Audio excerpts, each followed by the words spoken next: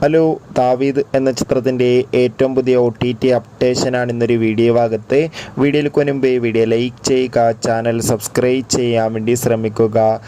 ആൻ്റണി വർഗീസ്, വിജയരാഘവൻ, ഷൈജു കുറുപ്പ് എന്നൊക്കെ പ്രധാന കഥാപാത്രങ്ങളായെത്തിയ ചിത്രമായിരുന്നു ദാവീദ്. ചിത്രത്തിന് അത്യാവശ്യം മികച്ച അഭിപ്രായം സ്വന്തമാക്കാൻ വേണ്ടി സാധിച്ചിട്ടുണ്ടായിരുന്നു. അതുകൊണ്ട് തന്നെ ഏവരുമേറെ ആകാംക്ഷയോടെയായിരുന്നു ദാവീദ് എന്ന ചിത്രത്തിൻ്റെ OTT റിലീസിനായി കാത്തിരിക്കുന്നുണ്ടായിരുന്നത്.